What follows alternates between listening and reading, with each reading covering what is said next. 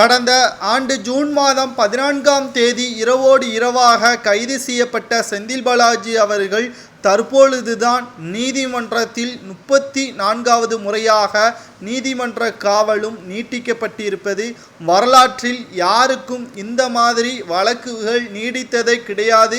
அதுவும் அமைச்சராக இருந்த செந்தில் பாலாஜி அவர்களது வழக்கு மிகப்பெரிய ஒரு சோதனையாக மாறியிருக்கிறது. மிக பெரிய அளவில் ஆயுள் தண்டனை கூட வழங்கியிருக்கலாம். இந்த மாதிரி வழக்குகளை நீடித்து கொண்டே இருந்தால் நிச்சயமாக மனநோய் வரும் என்பதற்கேற்ப செந்தில் பாலாஜியின் வழக்கறிஞர் நீதிபதி அள்ளி அவர்களிடம் கூறியுள்ளார். உண்மைகளை உள்ளபடி அமலாக்கத்துறை அதிகாரிகளிடம் செந்தில் பாலாஜி அவர்கள் கூறினால் மட்டும்தான் அனைத்திற்கும் சாதகமான தீர்ப்பு வழங்கப்படும், இல்லை என்றால் குழப்பம் மட்டுமே நீட்டிக்கப்படும் என்று நீதிபதி அள்ளி அவர்கள் கூறியுள்ளார். பண மோசடி வழக்கில் கைது செய்யப்பட்ட செந்தில் பாலாஜி அவர்கள் தொடர்பான அசல் ஆவணங்கள் அனைத்துமே நீதிமன்றத்தில் அமலாக்கத்துறை வழக்கறிஞர்கள் கூறியுள்ளனர்.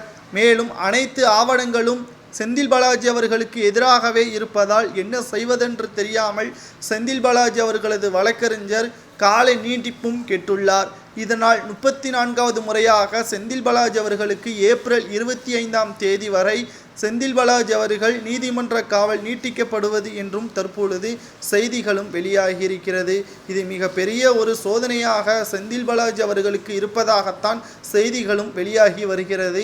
ஏனென்றால் செந்தில் பாலாஜி அவர்கள் பல உண்மைகளை கூறினால் நிச்சயமாக திமுக ஆட்சியை கவிழக்கூடிய நிலைமைக்கு மாறலாம். ஆனால் உண்மைகளை கூறாமல் செந்தில் பாலாஜி அவர்கள் மௌனம் காப்பது அவருக்கு இது பாதகமாக முடியலாம் என்றும் செய்திகள் தற்பொழுது வெளியாகி கொண்டிருக்கிறது. கிட்டத்தட்ட 9 மாதங்களுக்கு மேலாக செந்தில் பாலாஜி அவர்கள் சிறையில் இருக்கிறார். எந்த ஒரு உணவும் சரியாக அவருக்கு வழங்கப்படவில்லை என்ற புகாரும் வழங்கப்பட்டு கொண்டுதான் இருக்கிறது நீதிமன்றத்தில். ஆனால் அனைத்தையுமே நீதிமன்றம் காவல் கண்காணிப்பாளர்கள் மூலமாக விசாரணைக்கு வந்த பொழுது அவர்தான் உணவை உட்கொள்ளாமல் தவிர்த்து வருவதாகவும் ஹோட்டல்களில் உணவுகளை கேட்பதாகவும் புகார்களும் எழுப்பப்பட்டு வருகிறது. இவர்கள் கல்யாணத்திற்கு சீராக மாமியார் வீட்டிற்கு வந்தார்களா, தண்டனை பெற்று சிறைக்கு வந்தார்களா என்று கூட தெரியாமல் அரசியல்வாதியாக இருந்து பதவியில் இருந்தால் என்ன வேண்டுமானாலும் சிறையில் கேட்கலாமா என்று அமலாக்கத்துறை அதிகாரிகள் செந்தில் பாலாஜி அவர்களுக்கு எதிராக மேலும் ஒரு வழக்கை தொடரக்கூடிய வகையில்தான் செந்தில் பாலாஜி அவர்களது செயல்பாடுகளும் அமைந்திருக்கிறது. பல கோடி மோசடிகள் செந்தில் பாலாஜி அவர்கள் செய்தாலும் அமலாக்கத்துறை அதிகாரிகள் கேட்கக்கூடிய கேள்விகள் அனைத்தும் திமுகவினரை பற்றியாகத்தான் இருக்கிறது.